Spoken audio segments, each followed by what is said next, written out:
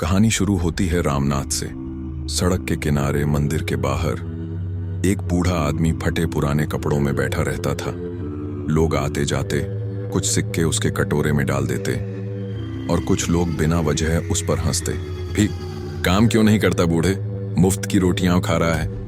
देखो देखो आजकल तो भिखारी भी मोबाइल रखते हैं।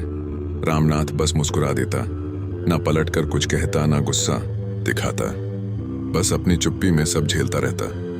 लेकिन एक बात सबको हैरान करती थी, वो भिखारी कभी भीख में मिले पैसे से खुद के लिए कुछ नहीं खरीदता, बल्कि बच्चों को टॉफी दिलाता, किसी भूखे को खाना खिला देता। लोग सोचते, अरे ये कैसा भिखारी है, खुद भूखा रहकर दूसरों को खिला देता है। रात को जब मंदिर के बाहर की भीड़ छूट जाती तो रामनाथ दीवार से टेक लगाकर बैठ जाता, आसमान की ओर देखता और धीरे से बुदबुदाता, बेटी बस बिजनेस। पर पत्नी के गुजर जाने के बाद उसने खुद को अपनी बेटी आर्या की परवरिश में झोंक दिया। रामनाथ मानता था असली दौलत पैसे से नहीं रिश्तों से बनती है, लेकिन समाज में उसे एक बार ठेस लगी।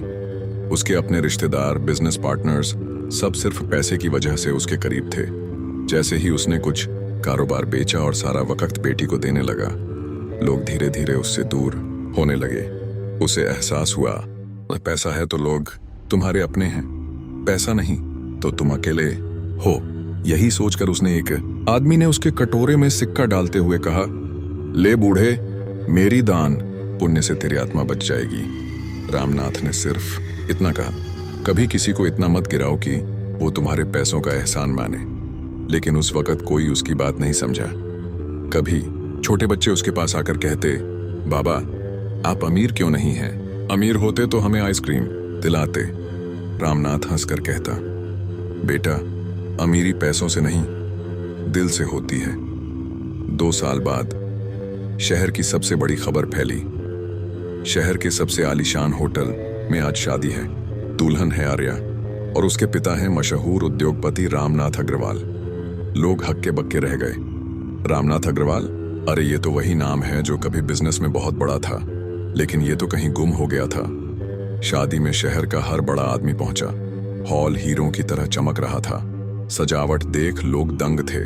और तभी स्टेज पर आया दुल्हन का पिता। सबकी सांसें थम गईं। वो कोई और नहीं, वही मंदिर वाला भिखारी था।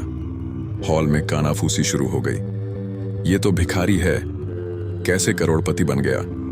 रामनाथ ने माइक उठाया।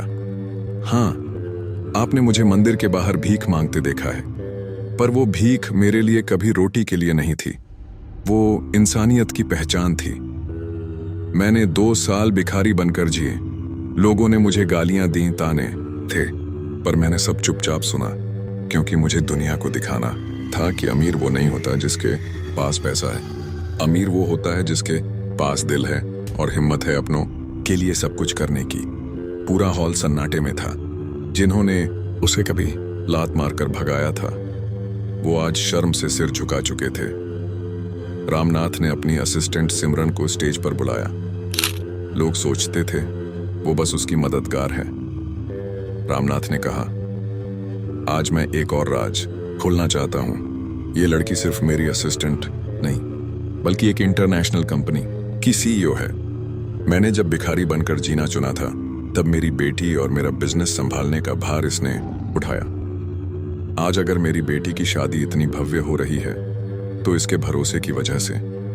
सारा हॉल तालियों से गूंज उठा। लोग हैरान थे। जिसे हम एक साधारण लड़की समझते थे, वो तो करोड़ों की मालिक निकली।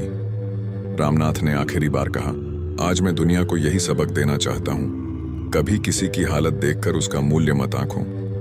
जिसे तुम भिखारी समझते हो सकता है कल वही तुम्हें अमीरी और इंसानियत का असली मतलब सिखा दे। जिंदगी हमेशा वैसी नहीं होती जैसी दिखती है। कभी सबसे गरीब दिखने वाला इंसान ही दिल से सबसे बड़ा करोड़पति होता है।